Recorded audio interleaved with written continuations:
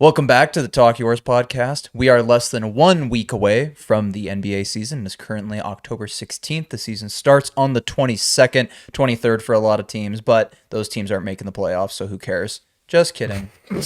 So you know what time of year it is. It's the time of year for a bunch of people who know nothing about basketball to make their predictions. That's not us. We know a little bit more than nothing, and We we're know gonna make everything. Our predictions. We know. Come on. We know everything that we know. I know everything that I know. Look, even though we're going to disagree on our predictions, we're going to be right. We're both going to be right about these.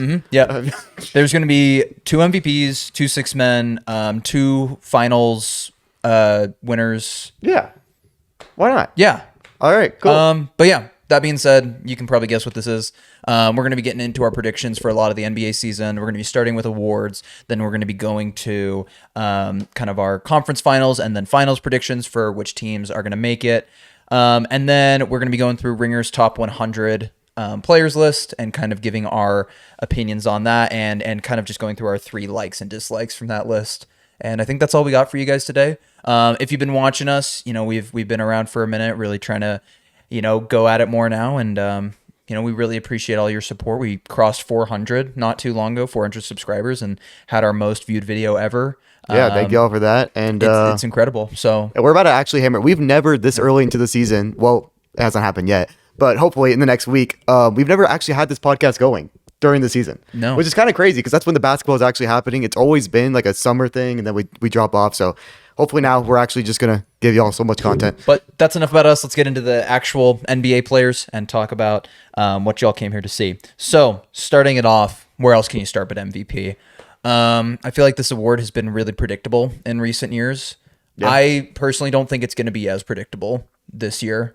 I think there's going to be a level of predictability, but I think you're going to have some contenders for the award that maybe you didn't see in recent years. Maybe the contenders. I have the winners being pretty predictable, but third place. Well, let's just go ahead and go. Yep. I have Trae Young getting third place. And listen, Wow. this is just from my predictions of the Hawks being the 3 seed. I think that the people I'm tired. Okay, maybe the third place will be a guy who's like a Giannis, who's like the 6th seed in the East, but he's putting up these amazing numbers. The MVP should be a top 3 seed because it always was like that, and now it's just recently changing. I have the Hawks being a 3 seed. There's only 6 teams in the NBA that will be that high, and I don't think I'm just gonna go ahead and say it.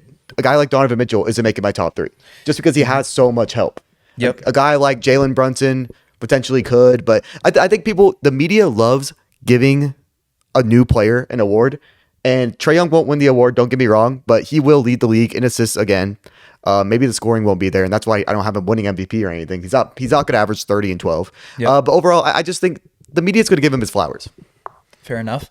I think that's a little crazy. I don't think he's statistically gonna do well enough to get third in MVP voting. Do you think 26 and 12? 12 assists is a lot per game. When was the last time he averaged 26 in a season, though? He's been averaging 22 to 24 pretty consistently. And, I mean, he's got more help now, which, yes, means the Hawks should be better, but it also means that there's more guys that are going to score the ball. There are more guys, but I feel like some guys can drop off. Like N'Kongwu can take a step back scoring. Dyson doesn't need to score. Reza J doesn't need to score. Like, Do you want them to, though? Like, I mean, not to get into the Hawks, but do you I do really want them to, but also I think Trae Young has to play to that elevated his elevated game if we want to beat the 3 seed.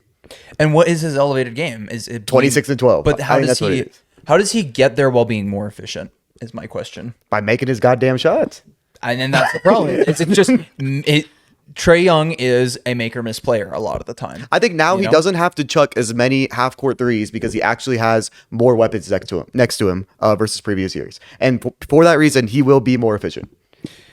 Now that's a big hope, honestly. Maybe that should be just me taking that copium and just coping. I think the Hawks are going to be good this year. I just don't know that it'll necessarily be because of Trae Young. I've given my opinion.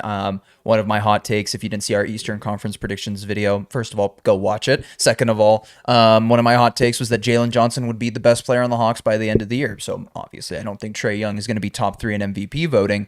Because I think the way to the Hawks being as good as they can be is Trae Young being a great distributor and second offensive option. And that might be the case. But look, I just think these voters are going to go look for something new, and that could be a Jalen Brunson, that could be someone else, or maybe they reach again. And even though the Giannis is Giannis is a 7 or 8 seed, or the Bucks are a 7 or 8 seed, maybe they still have him third in MVP because he plays that well. I just think that maybe this is the year that voters go back to traditional ways, but Maybe. I could be wrong. We'll see.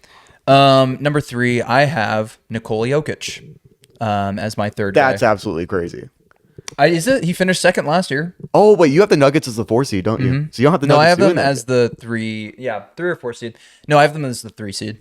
But I just think that MVP race was so close. The Thunder won 68 games. Shea played his butt off, and then at the end of the day, Jokic was that close to winning MVP. Like the votes were pretty tight. Yeah, Actually, no. I think the actual votes, Shea won by a good margin. But like the MVP odds and like the thing, The odds, the whatever else, but the voters voted for who they voted for. And my thing is, if Nikola Jokic didn't win MVP last year, what is to lead us to believe he's going to win MVP this year? Because last year he had his best season ever.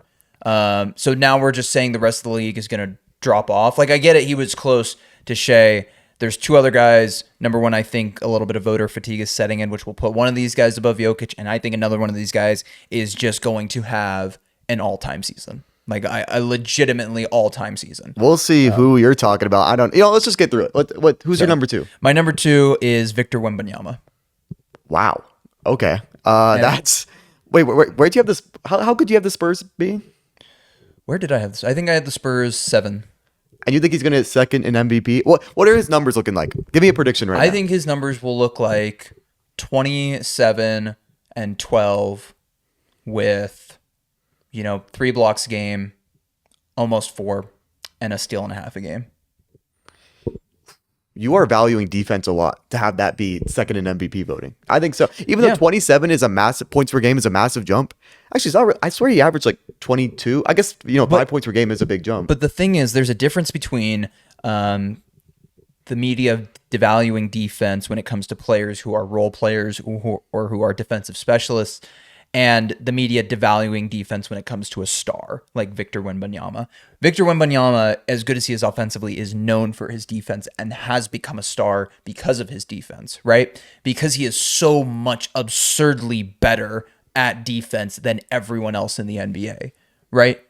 So do you think Jokic still has voter fatigue? Like 100%. I don't think so. I mean, You- you talk about the year after Joel Embiid won MVP. Yeah. Jokic won MVP the next season. So I think this will be. I would argue voter fatigue played a role in him not winning the MVP last year. Wait, who do you have at number 1? Hold on. Okay. I actually want to get through kind of the list. Get to your number 2. Okay, my number 2 is Shea Gilgeous-Alexander. I don't think he's going to win the MVP, but he will definitely be someone who deserves it because this OKC Thunder team will most likely either be the first or second best team in the league. I think there is a chance that the Cavs are the best team in the league. I do have them being the number 1 in the East. But overall, he really deserved it last year. I actually think he'll drop a little bit, and I think the Thunder's wins will drop probably to around like a 63, 64 range. But I mean, top 3 player on best team or second best team in the league. That's like a no-brainer for MVP. Most times that's winning it, but I do think it's going to be a little bit different this upcoming year. Yeah. And I mean, let's just go ahead and talk about our first. I do have Nikola Jokic winning MVP. I mean, fair enough. Yeah. And who do you have? Well, actually, I wanted to comment on Shea real quick. So I Okay, don't have yeah. Shea on my list, and there's a reason for that. I don't believe Shea is going to perform worse. But when you look at guys who won the MVP as a number 1 seed, often they had to do better the next year in order to win MVP again, right? Because it's not just the number 1 seed on a championship team. When you win MVP on a championship team, you often have to perform much better the next year. Shea Gilgeous-Alexander had an amazing year last year, and he's not going to surpass that to a degree that people are going to look at and say this guy should be the MVP, right? I mean, people know that his supporting cast is great now because they've made that finals run, because they won the finals, right? When Steph won MVP in 2015, he had to take a massive jump in the level of his play to win MVP again. And yes, he won a unanimous MVP, but the jump between his play from 2015 and 2016 was also really incredible, in addition to the Warriors being a 73-9 team. I disagree. right? I really think that's coincidence. Do we know that Steph had to be that? I mean, he won a unanimous MVP. So he could have not done as well that season. He could have not taken that jump and still won MVP. I mean, that's fair, but like who, I guess, I guess Jordan, LeBron. I'm just trying to think about recent because so But LeBron didn't win, LeBron didn't win the finals. Or which years are you talking about? So in 2012, LeBron won MVP. Right. That was his 4th MVP, the last one he's won. He won his first finals. Right. And then Next year, didn't win the MVP. He won the finals, didn't win the MVP. who won it in 2013? 2013 was no. What am I? LeBron won MVP. No, LeBron didn't win MVP both years that they won the finals because it was 2009, 2013 LeBron? 2009, 2010. Oh no, you're right.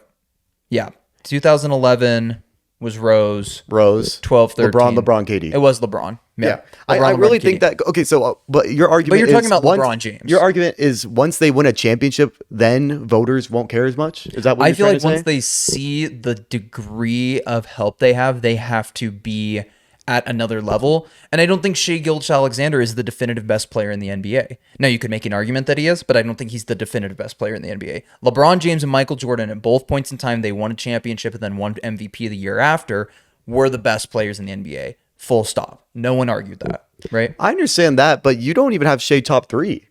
I have Shai 4, honestly. Like Shai, But even 4, I mean, best team, best player. Like you don't think Wemby's going to get more votes than best team, best player, or second best player? if let's Wemby say? stays healthy, and I'll just spoil it, I mean, I think he's winning Defensive Player of the Year. Right. If he stays healthy, I think we can agree on that because he would have won it last year if he stayed healthy. So he's going to be the unanimous or close to unanimous Defensive Player of the Year, and he's going to give you 27, 28 points a game and 12 rebounds, and he's going to give you that offensive production, and he's going to be in the media spotlight.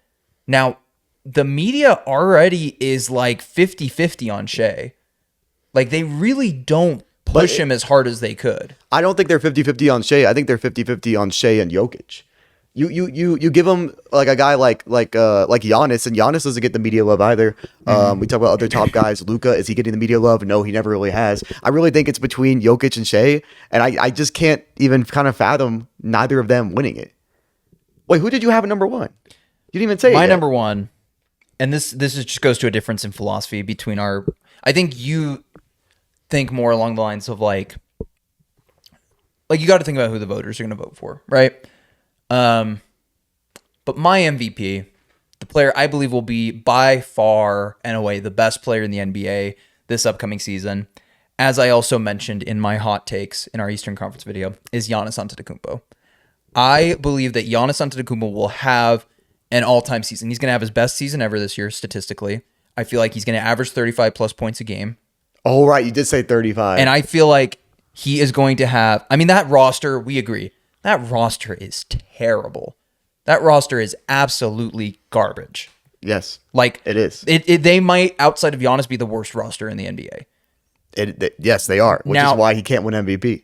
But keep going. If they make, I think he is going to have such an incredible season that you cannot deny him the MVP.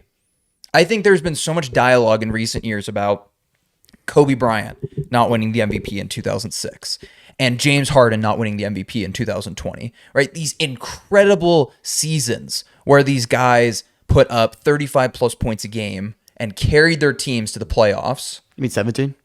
No. Harden averaged 36 and 20. In 20? Mm-hmm. Oh, did he really? Yeah, oh, he I thought that was like 17. Oh, okay. No, it was he deserved it. He won it in 18, right? Yeah. But it was either 19 or 20. He averaged 36 points a game before Westbrook got there. Oh, it was 19, but 20 was, 19, still 34. right? Yeah. So 19 when Giannis, funny enough, won his first MVP. Harden averaged 36 points a game, right? Now, I feel like there's been so much dialogue about those guys that it's made people aware that, like, if a player has a season like that, they deserve to win the MVP. Now, you couple that with the fact that Giannis is going to probably do that on close to 60% shooting from the field while also giving you elite defense and rebounding and playmaking. How can you deny him the MVP? So is your opinion that he's going to have like the best season, like that 35 points per game on elite defense? I think he's gonna have a top 10 season of all time. I think he has the facilities to do it in terms of like he's gonna have to. So winning aside, just individual. Genuinely, I think if they are going to be where I have them, which is just like an 8 seed, right? He has to have one of the best seasons of all time. Wow. That team is not good. I think I definitely disagree. I don't think. I mean, the team's not good, but to get the 8th seed in the East, I really don't think he has to have one of the greatest seasons of all time. I think now in the modern NBA, especially with like the lack of, there's not that many elite shooters on the Bucks. Like it's gonna be hard for Giannis to really get those buckets. Now, if anyone could do it, it's probably going to be him. I just couldn't imagine because a player did win an MVP like that recently. Jokic was the 7th seed or 6th seed. He was the 6th seed. In 22. Yeah, exactly. Which is 21. why I'm saying that it has, as we know, Westbrook in 17 won it as the 6th seed. Jokic in 22 won it as the 5th seed or 6th seed or something like that. So you think the media's just learned after Harden I not think getting there's it? been a shift. I think there's been a big shift. I think Harden was the big shift for a lot of But people. who's the last player to not win very many games and not get that MVP? I mean, it was Harden. It was Curry.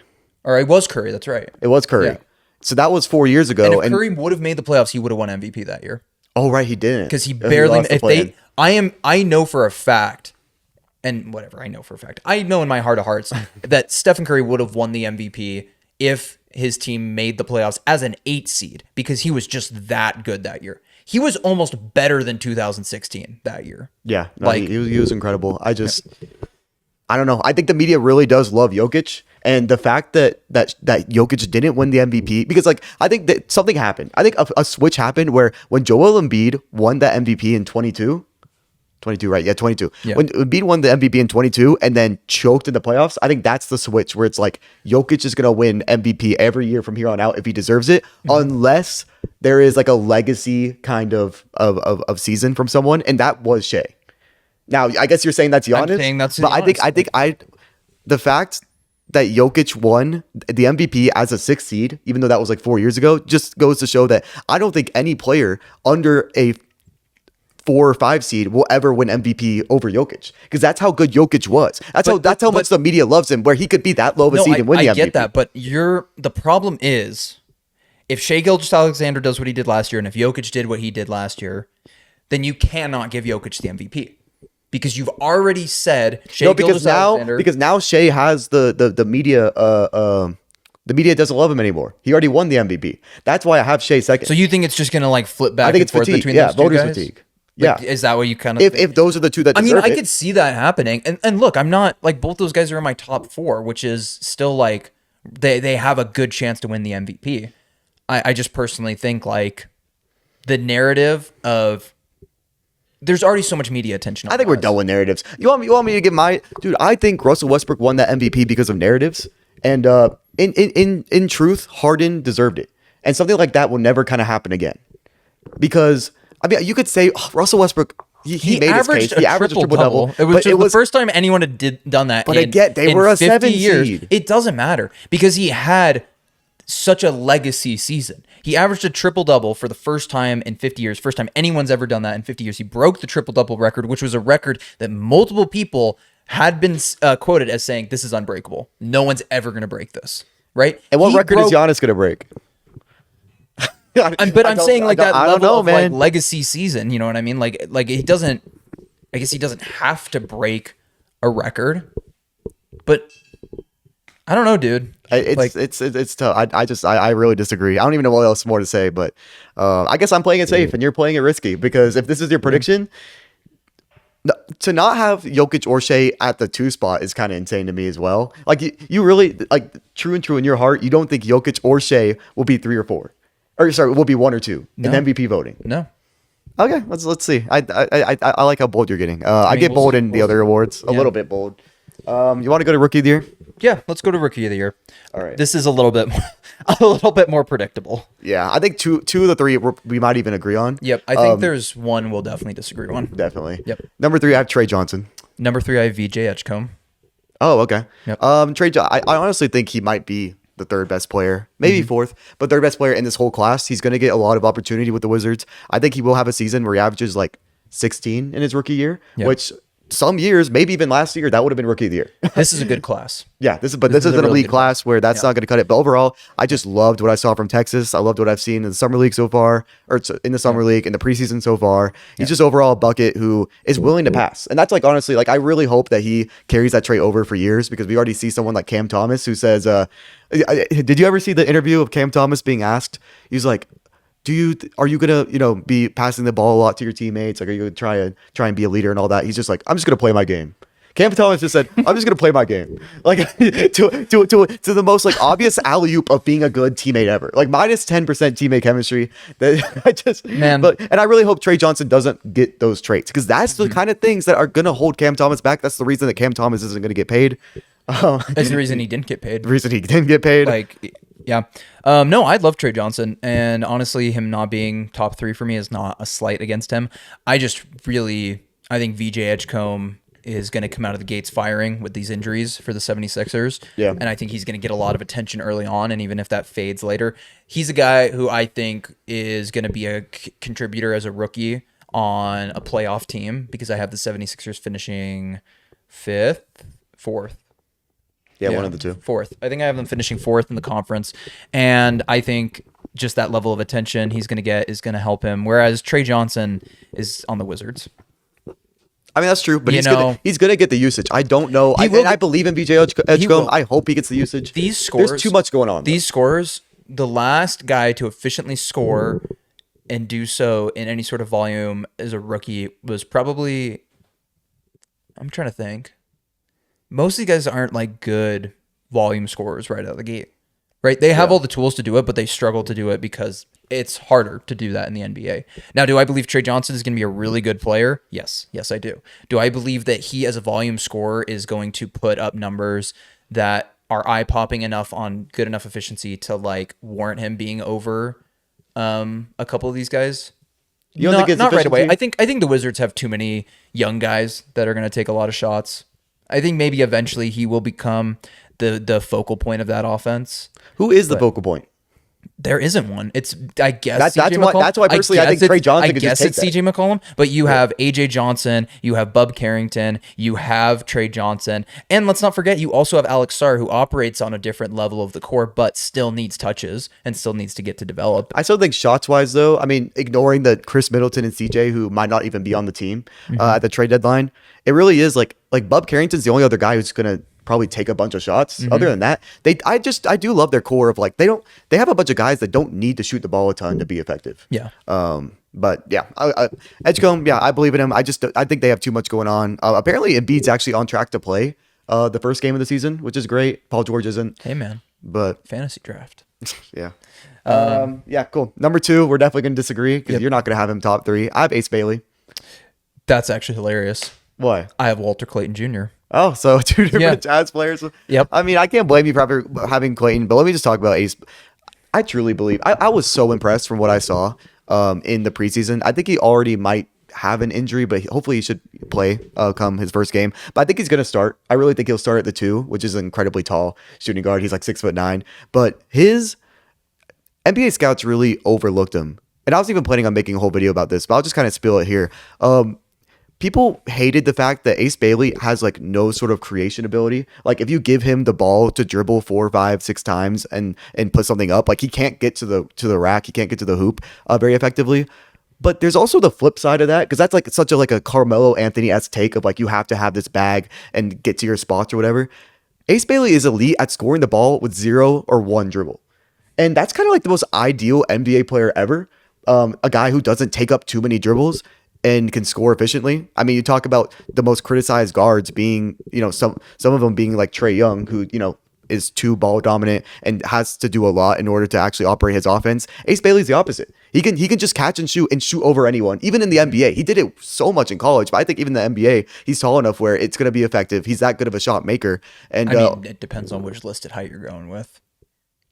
Is he Oh, 6'8"? right. Is he 6'10"? Is he like? yeah, because NBA.com is just stupid. Is he We're 6'7"? Like it. Boy, you threw the lob. But overall, I think he's going to get a lot of usage, a lot of shots, especially because the Jazz probably will tank trying to get AJ Dimonsta. So Lowry might be shut down or traded at the trade deadline. And I believe in him. And also, by the way, he's not just a scorer. He's athletic. That's an athletic man, and he can be a good defender in the NBA as well. No, you're right about all those things. But the reason why I don't have him on my top 3 is the same reason I don't have Trey Johnson. And that is because he is a volume scorer at heart. And he almost suffers from a worse problem than Trey Johnson, which is that dude is confident, which is not a problem overall in his NBA career. But starting out, he's like quoted as saying, "I'm a tough shot maker." Like Yeah. that's what he scored, which he probably is, but that's not a high percentage shot. Even for the best players in the NBA, that's not a high percentage shot, and he will learn, I think, eventually to get to his spots. But he doesn't have that like Carmelo level of like, I'm gonna get to my spot and I'm gonna do this thing over and over and over again. And it's gonna be efficient and I'm gonna get my bucket, right? I think he is more, still in the process of figuring out, okay, I'm really good at a lot of things, but where can I be the most efficient, right? Like, I don't think he's going to have, again, the greatest start. I think he'll pick it up as the year goes along. I see him having like a very similar to like a Brandon Miller-esque like first season where he really struggles shooting out of the gate and then kind of picks it up later on. And I think he'll be better than Brandon Miller eventually. But the reason why I have Walter Clayton Jr. as my number 2 in Rookie of the Year voting is because he comes in as a very NBA-ready player. We saw that run he made to the national championship last year. He was far and away their best player. And, genuinely, he comes in as an experienced college player who can score the ball and can do it in a number of ways and is going to have the ball in his hands a lot. And he's definitely a guy that I could see, if the Jazz choose to tank and rest these guys, getting up a lot, and I mean a lot of shots down the stretch of the season, right? And you just simply can't undervalue the value. Undervalue the value. What am I talking about? You can't undersell college experience in that first NBA season. Now, does that mean that the guy's going to be better eventually? Probably not. But there is always 1 or 2 or even 3 guys out of each draft that come in as more experienced college players and do well right out of the gate. And then do they kind of just flatline? Like, they kind of just stay at that level. And I could see Walter Clayton doing that. I feel like he's probably going to be like a bench player in the NBA eventually. I don't see him becoming any type of star, but a sixth man, like a pretty good sixth man is what I could see him becoming. Yeah. And I think a pretty good sixth man as a rookie, that's probably good enough to get a good amount of Rookie of the Year votes. Not a ton, because there's obviously a guy we have at number 1, but but enough. I could see where you're coming from. I think he'll be good for a rookie. I just don't. I don't think the counting stats will be there, especially to start, because I do think they're going to prioritize Isaiah Collier, because especially like going into, Collier was like a number 1 high school kind of guy, and that's someone where when you show a little bit in college and then in his rookie season he showed a little bit, they're just going to believe in him a lot more than Clayton. But maybe they could start them maybe in together. the starting lineup, but I feel like Clayton's going to dominate the bench unit. I think he will. I just think stats wise, like what kind of stats? What's he averaging? Like 14, 15 a game. You think that's second? Because I think Ace Bailey's the type to. Yeah, but I feel like he'll just do it more efficiently, and then probably like 5, 6 assists. Like, okay, I'll give him like 4 or 5. Yeah, like, 6 is kind of like, that's a pretty good stat line as a rookie. Yeah, that's basically what Peyton Pritchard averaged last year. Oh yeah, to win Sixth Man of the Year. So I don't think he'll be as efficient as Peyton Pritchard was. That's an efficient man. Last year was the year of efficient 6 men. Yeah, kind of weird, but Hunter was really efficient. Like Hunter was really efficient. Ty Jerome was really efficient. Pritchard was really efficient. Yeah. Kind of just a weird year, because usually you get those, like one of those 6 men that scores like 20 points a game on like 44% shooting. We just didn't have that last year. No. I do think we'll have that this year, but we'll get to that when we get to that. All right, we'll see. Number 1 for Rookie of the Year, I'm assuming you have Cooper Flag. Obviously, I have Cooper Flag. Yeah. He's going to get the most usage. He's the best player in the class. He's probably going to play the most like impacting basketball. He's going to get the most nationally televised games. He's going to get the most media attention. He's going to win Rookie of the Year. It's kind of like, I could see the only guys I could see taking it from him are like an Ace Bailey or a Trey Johnson, if they really just out of the gate were super efficient, which I don't believe they will be. Other than that, I don't really see a path to him not winning the Rookie of the Year. Yeah, and I honestly do think his defense will carry, because stats wise, in my opinion, it might not be that much better than Ace Bailey. Or like a Trey Johnson. Well, I think it will. I think he'll average more assists than Ace Bailey and more rebounds than both of them, probably. I'll give him 17, 8, 4, maybe 4.5 assists. Yeah. And then like honestly like a steal and a block. Probably, because he's that good defensively. And yeah, obviously like when you're going up against Ace Bailey and Trey Johnson, at least in my opinion, and they're putting up the same stats, Cooper Flag's going to win it because he's going to win more games and he's going to be more televised and the defense is better and all those kind of things. Not many more games, but that's your opinion. If you want to know that context, watch our other pod. Western Conference predictions. Yeah. But yeah, that one's too obvious. I don't care. Cool. Let's go on to Let's actually do six man of the year. We just talked a little bit about it. Let's get into it. Speaking of one of our last year's contenders, at number 3, I have Ty Jerome. I also have Ty Jerome at number 3. It seems pretty obvious. Like, Yeah. he's going to be on the Grizzlies. He's going to run that second unit. There's no reason why he shouldn't also, put up six man of the year worthy numbers again, especially if he's efficient. Yeah, and he's going to get more usage. I honestly only have him this low because I'm not too sure how many games he's going to be on the bench. No, I agree. Because we don't know about John Morant's health. Yeah, we don't know Jaw's health. We also don't know what type of lineup they're going to run. Because they You know what, though? they don't really have a definitive 2, do they?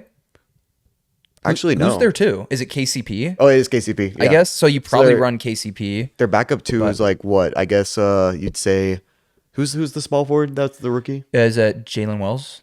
Or Yeah, do yeah, they have a Jalen new- Wells. Jalen yeah, Wells could run the 2. And then you have, I guess Edie's not starting the season. They have GG Jackson, So who's you like have- more of a 3. Yeah, G could. What I don't lineup know. are they going to run? I also kind of think that, but there is a slight chance that Pippen starts over Ty Jerome. No, it's really, because Ty Jerome is a 6-man. It's a toss up between those two, honestly. Yeah. Is it going to be Scottie Pippen Jr. or is it going to be Ty Jerome? Right. But overall, I think he'll be maybe a little bit less efficient, but he's going to put up more stats. And I feel like that's also really dependent on like John Morant's health, because I feel like Ty Jerome is more likely to start if Jaw's healthy, and Scottie Pippen Jr. is more likely to start if Jaw gets hurt, Yeah. because Scottie Pippen Jr. fills that role a little bit better as like the distributing point guard I think so. than Ty Jerome. Yeah. But it'll be interesting. It's just there's a lot of six man of the year is a hard one, because going through these names, you're like, oh, obviously this guy's coming off the bench and he's going to be the best player coming off the bench this year. But you don't know by game 25 Yeah. if any of these guys are going to be coming off the bench anymore. You don't know. I mean, I'm just going to go ahead and spoil it. I don't have DeAndre Hunter, even though I'm a big believer in him, because I think he's going to start. I don't either, and it's for the same reason. Yeah. Like he's been quoted as saying he wants to start, and there's really not a reason the Cavs shouldn't start him. Yeah, because he's a complimentary player. And also, yeah. Max Strus is hurt, so it's like that's the most complimentary, and he's already yeah. But going on, number 2, you know him, you love him, Naz Reid. I also have Nasri. Cool. Yeah. So Naz Reid, number 2, great 6-man. Again, a little bit of a question as to, I would assume he's coming off the bench most of the season, but I mean, you never know with Julius Randle's health. If Julius Randle gets hurt, maybe Naz Reid ends up starting a lot of games. That kind of happened last year. Maybe I honestly have him at number 2 this high because I think it's a pretty safe bet that he will come off the bench. I think they have a couple of different guys, a couple of different lineups they could run. If I just think he'll always be the backup center. I mean, they don't besides Joan Bellinger, who's a rookie. They don't really have another backup center. So starting both Gobert, if Randle gets hurt, both Gobert and him together. That's true, but also maybe you just start them together to add that spacing into the starting lineup, and then Gobert subs out, Naz Reid moves to the 5, and you bring in, a 4, or you know what I mean? Like you can run Maybe. a smaller lineup Yeah, if you that wanted to. you Like can. you don't have to necessarily take him and Gobert out at the same time. You don't. I just personally think it makes things a lot easier, and I don't like the idea of Ant playing with 2 centers. I really don't. No, he's not a good enough distributor quite yet to No. do that and make that work. But yeah, Naz Reid, great player. Yeah. Nothing more to say. Nothing more to say. Number 1, I'm curious, who do you have? I have Obi Toppin. Wow. Who do you have? I have Jordan Clarkson. Oh, okay. Yeah. So I don't have Jordan Clarkson at all. I saw he was like one of the leaders in the odds. The only reason I just don't know, is he even the 6th man on the team? Yes. Miles McBride isn't better. Miles McBride has consistently not only been their 6th man, but he might be a better player. Now, you say that, but Jordan Clarkson in every given opportunity in his career, or at least for the last like 6 seasons, when he has been on a competitive team, has put up numbers. He's a bucket getter How many times has he been on a competitive team? with the Jazz. When the Jazz were so like competitive, two of 3 the 6 years. seasons? 3 years. I mean, Was it 3? yeah, and then with the Jazz, he's been scoring like almost 20 points a game. Yeah. Like, I don't think that goes away with him on the bench unit, because other than Miles McBride, he is their only source of offense, and he's gonna be their number 1 offensive option off the bench, I think. Miles McBride is maybe, good. but also Miles McBride will just have the ball more, in my opinion. He'll distribute more. I also just don't know how much the Knicks are going to trust Clarkson immediately, because he has been playing losing basketball, and it's not his fault. I'm not saying it's his fault, but I don't know. I don't know if the usage will come immediately, and maybe it will catch up. Listen, and if that will, Clarkson has like 2 or 3 heaters in the Garden, they're gonna trust him. but like- Clarkson has a bad 5-game stretch, and I don't think he's getting played anymore. I mean, the Knicks have legit depth now, Maybe. and they've been known as a team to not play their depth. Who's their coach again? It's Mike Brown. So Mike Brown it's interesting. Just came off coaching the Kings, where he loved Malik Monk. Now, I'm not saying they're the exact same player, but Mike Brown likes to use his shifty six men. That's true. I just don't know at this point of his career because Clarkson's not better than Malik Monk. No, but I still think he's good enough. Because, again, Malik Monk's another guy that got a lot of, like, attention for Six Man of the Year this year. How many games does he really come off the bench? Oh yeah, he could start. Obi Yeah. Toppin's a weird. It's interesting. I want to hear what you have to say. I think Obi Toppin. I think Yeah. he'll have a not only a better season marginally than last year, but it's just the fact that they made the finals and they forced the Thunder to 7 games. It's gonna put the media on notice, and they're gonna notice how good Obi Toppin is because after that playoff run, Obi Toppin's good now. Before even though he was putting up the stats, no one cared, and people kind of just wrote it off with it being the Pacers system. And I think he's gonna not only one, it's a safe bet because he's guaranteed to come off the bench. I don't think he'll ever. Even I think even maybe if Pascal gets hurt, I think still he'll come off the bench and maybe like Jarris Walker will start just because it fits better. Yeah. He's gonna stay off the bench. He's gonna average what, in my opinion, like he probably before averaged like 11 points per game. It might go up to like 14, 15 now. Yeah. Just because I think he's just been slowly getting better every season. I mean, he was not very good with the Knicks. Like, there's a reason they traded him, even though the Knicks fans are mad. He wasn't good at the time. And overall, he's going to be in the closing lineups. I think he's good enough. I think he's going to put up better stats than like a Naz Reid and even like a Jordan Clarkson. Like, points per game wise, unless you're saying he's going to average like 17, 18 off That's the what bench. I mean. That's what I think Jordan Clarkson's going to average. Okay. Well, then I think Obi Toppin's a good 14, 15. And then he's giving you the rebounds. He's giving you other things besides strict scoring. That's true. But And that's if just he's playing that good for the Pacers, does he necessarily come off the bench? Does Mathurin not come off the bench? no. I think they're going to start Mathurin. I think they're going to really believe in Mathurin this year. Well, actually, yeah. Because what was Mathurin one of the leaders for Six Man of the Year, or maybe it was just most improved. No, but it was just most improved. So I think that he will start. Yeah. Well, I mean, it's Six Man of the Year. It all just depends on who plays and who doesn't, and it's a weird award. But All right, anyway, cool. moving on. Defensive Player of the Year. We kind of spoiled one. who we had winning it, but I'll go ahead. Number 3, I have Chet Holmgren. Number 3, I have Draymond Green. Wow. So you really believe in this Warriors defense? No, I just believe in Draymond Green as a defender. Listen, I don't trust Draymond to do many things as a Warriors fan. I certainly don't trust Draymond as much as he trusts himself, which why should I? Self-confidence is the greatest skill you could ever have. Yeah. I mean, more props to Draymond for that. But if there's one thing Draymond Green has not gotten any worse at, and if anything has gotten better at, it is defense. Draymond Green will again be a top defender in the league. There's nothing to indicate that he won't be, barring an injury. So I don't see a reason why a guy who can still guard 1 through 5 and do so as well as anybody, while also being the best defender on that team, while also being their defensive leader, would not like. Why wouldn't he get Defensive Player of the Year consideration, especially if their defense is good again, which it should be. So do you have Chet second, or you just don't have Chet at all? I don't have Chet at all. Is that because you don't believe he'll stay healthy, or you just think actually Draymond is a better and more recognized defender? Because I don't. Chet is the understand- best defender on the best defense. The only reason he didn't get votes last year is because he didn't play enough games. He played like 30 games. Chet is a good defender. That's true. Good?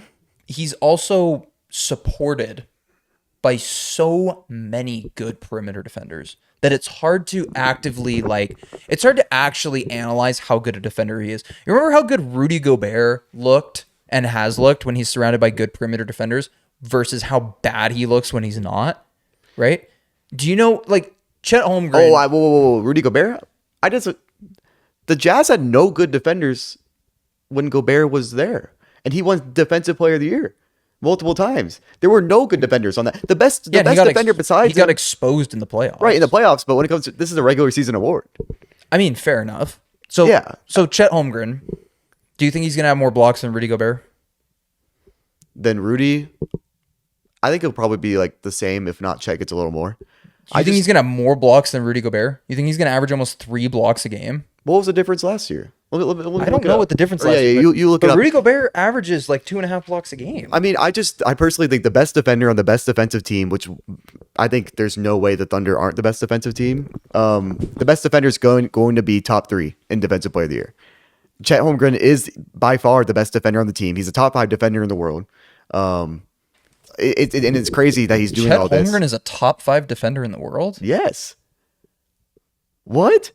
I don't agree with that, but Give me Dyson. Give me Wemby. Give me Mobley. Give me Chet, and then give me who I have at number 2, Anthony Davis. so no Draymond.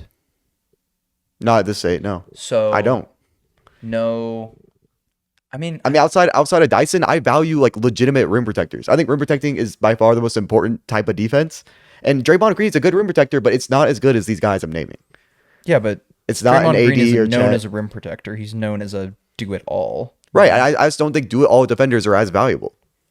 I like.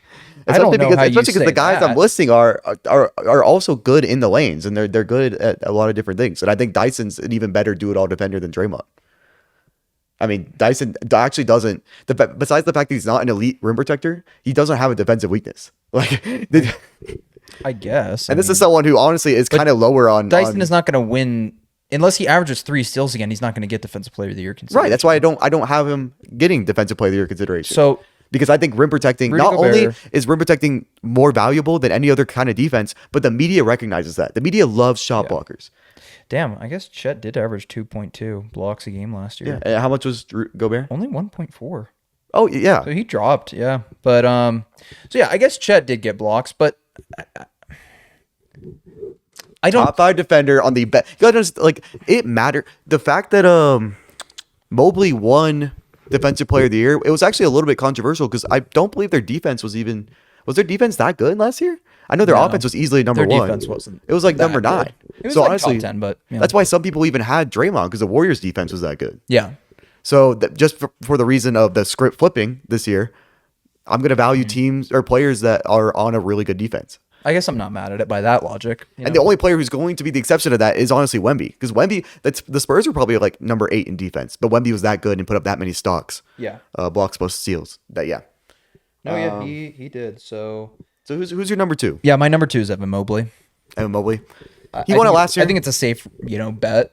Like I'm playing a little more safe with this award. I don't. Again, like I think stocks are really valued. I think the ability to get steals and blocks is really highly valued in their voting process. And Mobley is a guy who's going to get you like 3.5 stocks a game, which is pretty damn good. I'm not mad at it. And it's I a safe honestly, pick. by that logic, I can't really be mad at Chet for the same reason because he's going to get you 3 stocks a game. Yeah. You know? So yeah, I already said it. I have Anthony Davis. I just believe I think the players who get the most votes are going to be the ones on the best defenses in the NBA. And I really think the Mavericks, I'm really high on them. I think I had them as like the 6th seed or something in my predictions. It's because of the defense. I think the defense of the team will be amazing. With Cooper Flag, Derek Lively, Anthony Davis, even Klay Thompson is no slack on defense. He's not as good anymore.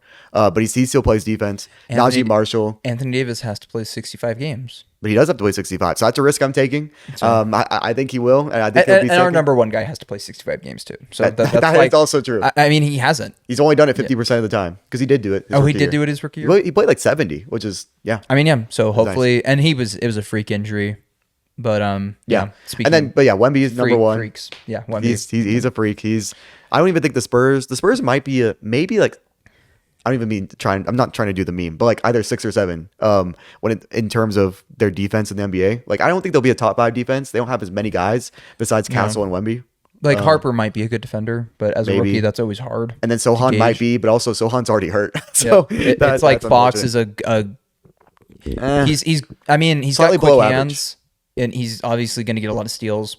But as like a one-on-one defender, he's not necessarily in that category of guys that you would like. But so yeah, it's Wemby. He's going to get like he might average 5 stocks a game.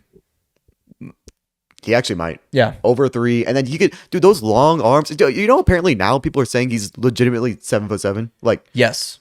which is crazy. Like they're saying he grew. And some people are saying, and it's true that like that might not be a good thing because he was already as effective. I'm almost concerned because health problems, the rate at which health problems develop really increases at that point.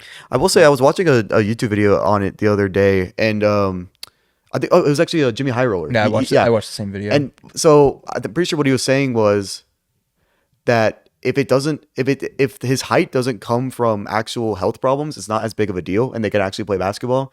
But also, you still are going to be more injury prone. I mean, if you already looked at like the blood clotting that he had, right? Yeah, Now that is a freak thing. That has nothing to do with his actual health or anything like that. but it's probably more likely But to happen it is again. probably more likely when you have extremely long limbs. The blood has to travel farther. It is, the veins are potentially more compressed, just due to the fact that like he has muscle mass, but it's more spaced out because his limbs and his legs are so long and they're so far from his heart. Yeah. So I hope, and I think we all should as NBA fans, that Wemby stays healthy because he is a once in a generation talent. He's a once in an ever talent. Even if he's not the GOAT by the end of his career, when are we ever going to see a guy like this again? We kind of think like this is going to be the wave of guys, but it's just not. There's just not that many guys on the planet that are that tall, let alone guys that can play basketball, let alone guys that can move the way he does. No. And it's pure projection, but I think stats wise, technically, by the end of both of their careers, Jokic will be a better player than Wemby. But you talk about who's the better basketball player. I honestly think Wemby might win that debate at the end of careers. There's a long way to go, but I don't think that's crazy to say given the potential that Wemby has. Yeah. Right? But anyway, We can move on. that's Defensive Player of the Year. We got our last award, which is Most Improved Player. Always a tricky award to predict, and inevitably we will be wrong with this one. This is the one where I will sit here and admit we're going to be wrong. Yeah, on we're gonna at be least wrong. one or two of these. Honestly, I'm really hoping my number one is right, and it kind of contradicts your MVP pick. But yeah, we can go ahead and start with number 3. I have Andrew Nemhard. At number 3, I have Jonathan Kuminga.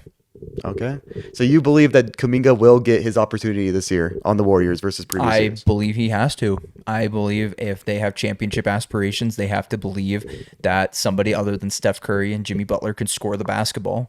And he showed that he can do that in the playoff series. Like he was their best player in that series against the Timberwolves. He was. The whole thing is ridiculous. I'm not even gonna get into it. He should have gotten played earlier in that series, and I think he showed a lot of people that he has a lot of potential. Like a lot of people go, oh, he's just another inefficient scorer, but he was the reason they were in those games. Genuinely. He was. So Jimmy Butler, not a regular season scorer, which is fine. He waits until the playoffs. Hopefully he actually does it in the playoffs this year. Steph Curry, we know what he can do, but he also is great for the reason of generating a lot of defensive attention. Their number 3 guy, it's Kuminga. It's got to be Kuminga. And if you look at his stats last year, he had a drop in his efficiency and a little bit of a drop in his points per game. He went from 16 points per game on 52% shooting to 15 points a game on 45% shooting. I think he will average more points. I think he will average more, or average it on better efficiency. And the key thing, I think he's going to average a lot more rebounds. I think that's going to be a big thing for him.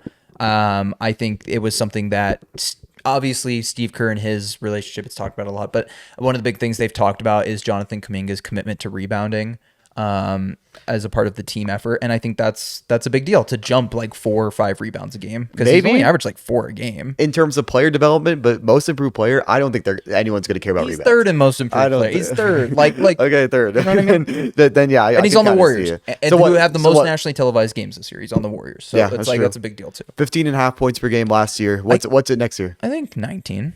19. I see Okay, 19. yeah. That's a big enough jump where that would be deserved of third. I see 19 on 50% shooting.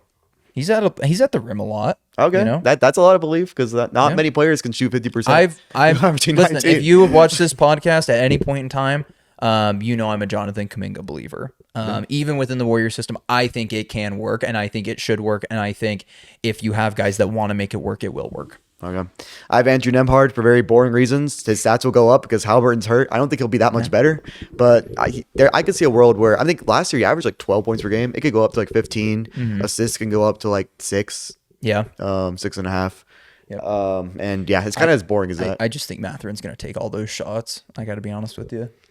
I think both could even happen, honestly. Both could. The only reason I don't have either of those guys on there is kind of because I believe they're going to split them. And also, Matherin averaged 18 last year. Yeah, His it's- scoring jump would have to be crazy in order to be considered for. Yeah, most so the fact that he's that high, honestly, and his kind of development that he needs isn't something for most improved. He needs to actually show more effort on defense. He needs to show passing ability. Like the only thing he can do is score. I really don't think he's that good of a player, but I can't deny how good he is at getting a bucket. Yeah. But everything else just concerns me, and that I really believed in him going into the draft. But yeah, number 2, I have a pretty boring, basic pick, Amen Thompson. Number 2, I have a not so boring pick. I have Nikola Jovic. Oh, okay. Oh, I like that pick. I haven't even thought of that. Yeah. I think you look at the contract that he just gave him. They obviously think he's going to be a solid part of their rotation moving forward, if not a starter. And I think he has the opportunity to. It's interesting because the jump from like 15, 16 a game to like 20 a game is not viewed as dramatic as the jump from like 10 a game to 15, right? And I could easily see him averaging 15 on that Heat team this year. Was he 10 a game last year? He was 10 a game last year. Okay. Yeah. So I think he's going to get more minutes. I think he's going to get more opportunity. And I've liked what I've seen so far from him. So I think he is honestly not like a dangerous pick, not a safe pick, but more of a safe pick, I think, because he's a guy who didn't do amazing things last year. So I'm not predicting he's going to be an all-star or anything. I'm just predicting he'll be a good amount better. Yeah, kind of a safe pick. Men Thompson, he's young. He's going to get better. Fred VanVleet is hurt. It's kind of an obvious jump that he's going to make. He has potential to be an all-star, which besides last year, as of recently, it's mostly first-time all-stars that win the most improved player award. And I mean, if he has even a fraction of that pull-up jumper that he showed in the preseason, maybe he doesn't, but if he does show that, then he'll definitely honestly win this award. If he can even be a guy who shoots 32% from 3, he easily wins this award. Yeah. But because I don't believe in him all the way there, because that's a pretty big jump from being a bad shooter to 32, which is like below league average, but it's not crazy bad. That's why I have him second. Yeah. My number 1 for most improved player is Kevin Porter Jr. And unfortunately, morals I'm putting aside for this, and maybe maybe the voters have morals and would never vote him for this. But I do see a world where, I mean, he was pretty awful last year and the year before that, and he didn't even play the year before that, or maybe had those 2 years switched up.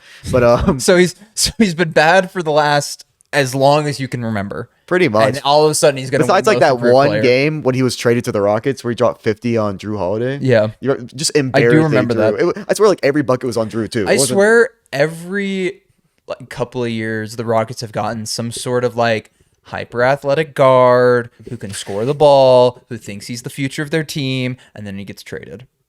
Yeah. You know, They've had a lot. they have this like running cycle of these types of guys. And they don't have to be young. It could be Russell Westbrook. It can be.